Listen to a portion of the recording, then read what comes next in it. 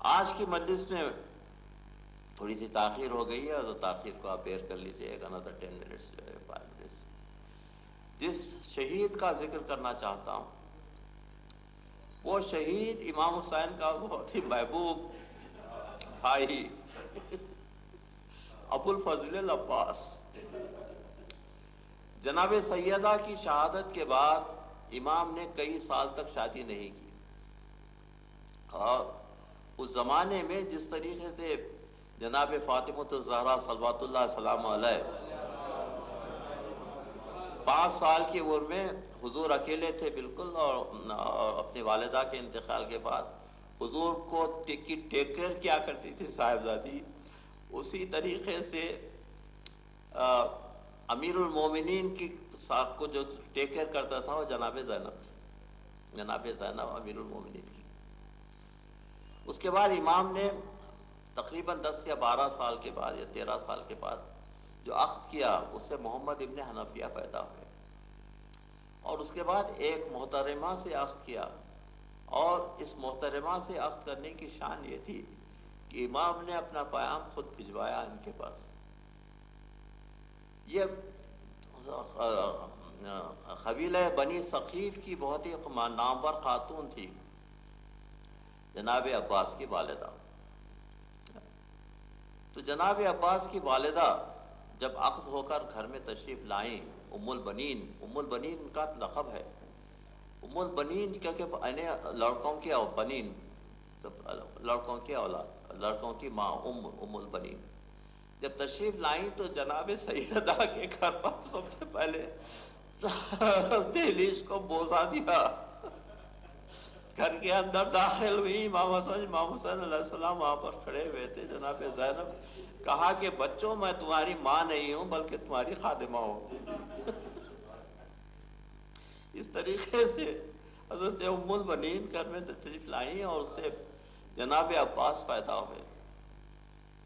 جناب عباس کی شان یہ تھی کہ جب وہ پیدا ہوئے، جب انہوں نے آنکھیں کھولی تو سب سے پہلے سید الشہداء کا چہرہ دیکھا، اور شہادت کے وقت جب آنکھیں بند ہو رہی تھی تو اس وقت بھی سید الشہداء کا چہرہ دیکھا، اور کہا کہ میرے سید و آغا، میں نے پیدائش کے وقت آپ کی صورت دیکھی تھی، اب شہادت کے وقت آپ کی صورت دیکھ رہا ہوں۔ ساری زندگی عباس کی اگر آپ غور کریں تو خدمت، ایثار، قربانی کا مجموعہ ہے۔ جناب عباس ہر قسم کی چیزوں کا خیال رکھتے، اہل بیت کی جتنی ضروریات تھیں وہ ساری کی ساری ضروریات جناب عباس سے پوری ہوتی تھی۔ کربلا کے سفر کا وقت آ گیا تو کربلا کے سفر میں اہل بیت کو ٹیک کیئر کرنا، ان کے خیموں کا خیال رکھنا، بچوں کا خیال رکھنا، اور جہاں جہاں بچے ہیں ان کو پانی کی سربراہی، بہرحال یہ سارے کے سارے جناب عباس۔ اور اس کے علاوہ امام کے حکم پر ہمیشہ تیار رہتے تھے۔ امام نے ایک مرتبہ کہا تھا کہ عباس میں تم کو بلاؤں گا، تم آ جانا۔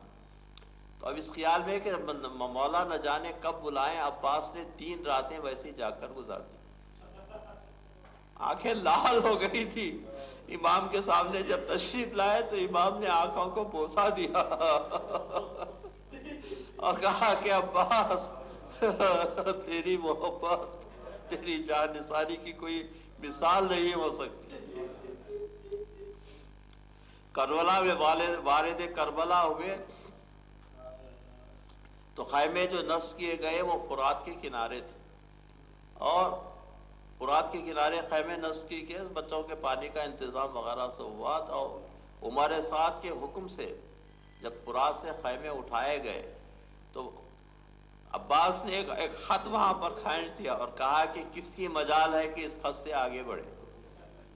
تو امام حسین علیہ السلام نے کہا کہ عباس میرا حکم ہے، تم خیمے اٹھا لو۔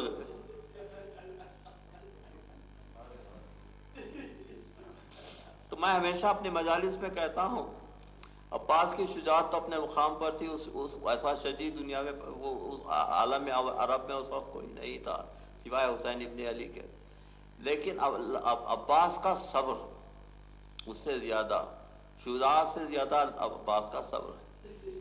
اور حکم کی، امام کے حکم کی تعمیل کرنا، خیمے اٹھا دیے جائیں، خیمے اٹھا دیے گئے۔ اب خیمے اس مقام پر تھے جہاں کے پانی کا کوئی انتظام نہیں تھا، تو روزانہ جو پانی لایا جاتا تھا 9 محرم تک خیموں میں پانی آیا یا 8 محرم تک پانی آیا۔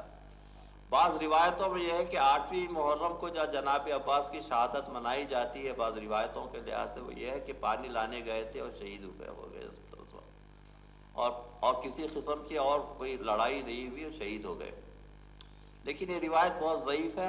جناب عباس عاشورے کے دن شہید ہوئے اور امام کی فوج کی کمانڈ کر رہے تھے، اور یہ دنیا کا ایسا زبردست کمانڈر ہے جس نے صبح عاشور سے لے کر تقریباً عصر عاشور تک ایک مختصر سی فوج کو، جس میں 25 یا 30 آدمیوں سے زیادہ نہیں تھے، امام کے بہت سے جو لوگ آئے تھے اور امام کے جو ساتھی تھے وہ صبح عاشورہ میں وہ عمر سعد کے تیروں سے تقریباً 40 اصحاب حسین شہید ہو گئے تھے۔ تو اس کے بالکل مختصر سی فوج، صبح عاشورہ سے لے کر شام عاشورہ تک لڑانا اس فوج کو جو عباس کا کمال تھا۔ اس کے علاوہ ہر قسم کا بچوں کی ضرورت کو پورا کرنا۔ اور عباس جب جناب قاسم اور دوسرے لوگوں کی شہادت ہو گئی، حضرت علی اکبر ابھی باقی تھے، امام کی خدمت میں آئے اور کہا کہ مولا میرا سینہ تنگی کر رہا ہے، مجھے اجازت میدان دیجیے۔ کہا کہ دیکھیے عباس آج جنگ نہیں ہوگی، کاش عباس کو جنگ کی اجازت ہو جاتی تو کربلا واقع نہیں ہوتا، لیکن امام کو اپنی شہادت منظور تھی۔ کہا کہ عباس آج جنگ نہیں ہوگی، تم جا کر بچوں کو پانی کا انتظام کرو۔ تو عباس اس شان سے روانہ ہوئے کہ مشق سکینہ ایک طرف اور علم احمد مختار اٹھائے ہوئے گھوڑے پر سوار فرات کی طرف روانہ ہوئے۔ اور فرات کا ایک پوزیشن تھا کہ فرات اور خیمہ کے درمیان کئی ٹیلے تھے، ان ٹیلوں پر سے ہوتے ہوئے گزرنا تھا۔ تو فوج دیکھ رہی تھی کہ عباس کیا کرنا چاہتے ہیں، کیونکہ عباس کی اتنی دہشت بیٹھی ہوئی تھی فوج کے دل میں کہ اگر عباس جب تک ہے امام کو کوئی زیر نہیں کر سکتا۔ تو عباس نہر تک پہنچے۔ اب دیکھیے عباس کی شجاعت کے نہر پر پہنچنے کے بعد فوج اتنی دور ہٹ گئی تھی کہ عباس کو، اب دیکھیے 8 دن یا 9 دن سے یا 6 دن سے وہ خشک مشق، اور مشق کو اگر آپ پانی میں رکھیں خشک مشق کو تو وہ ایک دم اس میں پانی نہیں بھرا جا سکتا، اس کو تر ہونے کے لیے تھوڑا موقع لگتا ہے۔ تو خشک مشق کو تر کر کے اس میں پانی بھرنا اور اس کو پانی کو لے جانا، پانی کو اٹھا لیا، علم احمد مختار کو اٹھا لیا اور خیمے کا رخ کیا۔ تو عمر سعد نے کہا کہ پانی خیمے میں جا رہا ہے، عباس کو پانی لے جانے سے روکو۔ اب عباس کی شجاعت کا عالم تھا کہ ہاتھ میں کوئی چیز نہیں تھی سوائے ایک نیزے کے، اور تو اپنی مدافعت بھی نہیں کر سکتے تھے، آگے بڑھ رہے تھے کہ تلوار کا وہاں دائیں ہاتھ پر لگا، عباس کا دائیں ہاتھ خطا ہو کر نیچے گرا۔ اس کے بعد آگے بڑھے تو بایاں ہاتھ بھی خطا ہو گیا، عباس کے دونوں شانے خطا ہو گئے۔ لیکن عباس کی بہادری کو دیکھیے کہ شانہ خطا ہونے کے بعد جس جگہ پر شانہ تھا وہاں پر مشق سکینہ بھی تھی، مشق سکینہ بھی گری۔ عباس گھوڑے سے جس کر زمین پر آئے، دانتوں سے مشق سکینہ کو اٹھا لیا، گھوڑے پر سوار ہو کر بھی روانہ ہوئے۔ لیکن عباس کی امیدوں پر پانی پھر گیا جب ہرملہ کا تیر مشق سکینہ پر لگا۔ عباس کو اب آگے بڑھنے میں کوئی دلچسپی نہیں تھی، گھوڑے کا رخ پلٹا لیا۔ اب عباس کی مظلومی کو دیکھیے۔